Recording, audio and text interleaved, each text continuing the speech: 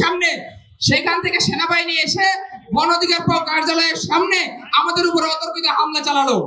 এই হামলার পিছনে নিশ্চয়ই কোনো রহস্য রয়েছে, নিশ্চয়ই একটি গোষ্ঠী জড়িত। আমরা এখনো দেখতে পাচ্ছি সামরিক বাহিনীতে এখন এমন জেনারেলরা রয়েছে যারা আওয়ামী লীগের আমলে বিভিন্ন গুরুত্বপূর্ণ পদে ছিল। আমি এখন নাম ধরে বলতে পারবো, তারা আনসার ব্যাটালিয়নের বিভিন্ন ডিজির দায়িত্বে আছে, তাদেরকে কোনো ব্যবস্থা নেওয়া হয় নাই। তাদের বিরুদ্ধে উঠলে, বিভিন্ন কথা উঠলে তাদেরকে গৃহবন্দী করা হয় বা হাউস অ্যারেস্ট দেখানো হচ্ছে। সর্বোপরি একটা কথা বলতে চাই যে 5ই আগস্টের পরবর্তীতে যে বিভিন্ন ক্যান্টনমেন্টে যে 600-650 লোককে মানে আশ্রয় দিয়েছে, তাদের এখন বর্তমান কি অবস্থা? তাদের কি বিচার হয়েছে, না তাদেরকে আইনের আওতায় তুলে দেওয়া হয়েছে, তাদেরকে সেফটি দিয়ে দেশের বাইরে পাঠিয়ে দেওয়া হয়েছে? অতএব আমরা দেখতে পাচ্ছি এই সরকার আওয়ামী লীগদেরকে সুযোগ সুবিধা দিয়ে পুনর্বাসন করছে। আমরা দেখতে পাচ্ছি এই সরকার যখন সময় শেষ হয়ে যাবে, সরকার চলে যাবে, কিন্তু এই দেশের জনগণের কপালে খুবই দুর্ভোগ রয়েছে। সর্বোপরি আমরা এটুকু বলতে চাই যে গণ অধিকার পরিষদ, ছাত্র অধিকার পরিষদ, যুব অধিকার পরিষদ, শ্রমিক অধিকার পরিষদের গায়ে যদি কেউ হাত দিয়ে বা রক্তাক্ত করে বোঝাতে চায় যে তারা দমে যাবে, বাস্তবতায় তা না। আমাদের উপর অনেক হামলা আঘাত হয়েছে, আমরা তারপরও দমে যাইনি। আমরা দ্বিগুণ গতিতে ফিরে আসবো ইনশাআল্লাহ। সরকার বিরোধী আন্দোলন স্ফুলিঙ্গ করার পরে যা গণ আন্দোলনে পরিণত হয়েছিল, যার পরিপ্রেক্ষিতে বাংলাদেশের গণ অভ্যুত্থান হয়ে স্বৈরাচার এই দেশ থেকে পালিয়ে গিয়েছিল। আমি গণ অধিকার পরিষদের এই সমিতিতে ন্যাশনাল ডেমোক্রেটিক পার্টির পক্ষ থেকে আমি সমর্থন জানাচ্ছি এবং আমি এই সরকারকে আহ্বান জানাচ্ছি, একটি তদন্তের মাধ্যমে ইতিমধ্যে যে বিচার বিভাগ তদন্ত কমিশন ঘোষণা করা হয়েছে, সেই তদন্তের মাধ্যমে এটা বের করতে হবে যে সঙ্গে কি ষড়যন্ত্র আছে। এই যে সেনাবাহিনী আজকে এই বিভিন্নের উপর অতর্কিত হামলা করেছে, আমরা দেখেছি যে যদি এটা ছত্রভঙ্গ করার জন্য হতো তাহলে কিন্তু চারদিক থেকে বিভিন্নকে আক্রমণ করা হতো না। এর বিরুদ্ধে এর মধ্যে গভীর ষড়যন্ত্র আছে।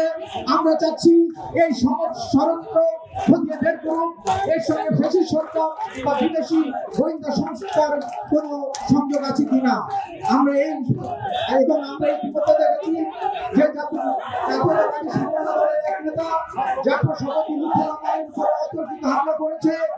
এই যে আমরা এই ষড়যন্ত্র, আমরা চাচ্ছি এই ষড়যন্ত্র উদ্ঘাটিত হোক এবং যে সেনাবাহিনী 2024 সালের গণ আন্দোলনে জনগণের পাশে এসে দাঁড়িয়েছিল, সেই সেনাবাহিনী যেন কর্মকর্তা না হয় এবং আমরা যারা 15.5 বছর ধরে একসঙ্গে আন্দোলন করেছি ফ্যাসিস্টের বিরুদ্ধে, তাদের মধ্যে থেকে যেন কোনো অনৈক্য সৃষ্টি না হোক। আমরা আজকে ঘোষণা করতে চাই, ইনশাল্লাহ আগামী ফেব্রুয়ারি মাসে অবশ্যই নির্বাচন হবে। এই নির্বাচন ঠেকাতে পারবে না, কিন্তু এর আগে নির্বাচনের একটা সুন্দর পরিবেশ সৃষ্টির জন্য এই বিপুল যারা আহত হয়েছে তাদের সুষ্ঠু তদন্ত করে তাদেরকে গণসম্মুখে আনতে হবে। ধন্যবাদ সবাইকে।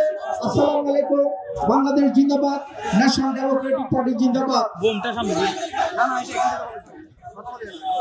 সংগ্রামী সাথী বন্ধুগণ, বাংলাদেশ শ্রমিক অধিকার পরিষদের নেতৃত্বে একটি বিশাল মিছিল আজকে সাংবাদিক সমাবেশ হয়েছে।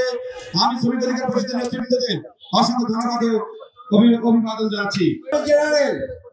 ইসলামী ছাত্র শিবিরের সাবেক কেন্দ্রীয় সভাপতি জনাব সালিম মাহমুদ জুবায়ের, ইসলামী ছাত্র শিবিরের সাবেক কেন্দ্রীয় সভাপতি ঢাকা মহানগরী দক্ষিণের সংগ্রামী নায়েবে আমির, ঢাকা দর্শনের মাটি ও মানুষের নেতা জনতা ডক্টর অ্যাডভোকেট হেলাল উদ্দিন এবং ইসলামী ছাত্র শিবিরের সাবেক কেন্দ্রীয় সভাপতি ঢাকা মহানগরী দক্ষিণের সংগ্রামী সেক্রেটারি জনতা জনাব ডক্টর শফিকুল ইসলাম মাসুদ সহ নেতৃবৃন্দের নেতৃত্বে একটি বিশাল মিছিল আমাদের দিকে আসতেছেন।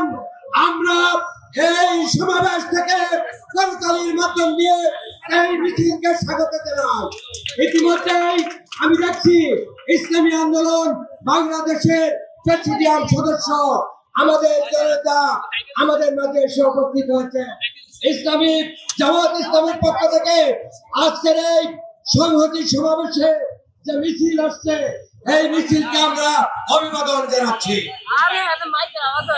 সাথী বন্ধুগণ, আজকের সংহতি সমাবেশে এ পর্যায়ে বক্তব্য রাখবেন ডেমোক্রেটিক লীগ ডিএলএর সংগ্রামী সাধারণ সম্পাদক ফুকন চন্দ্র। রক্ত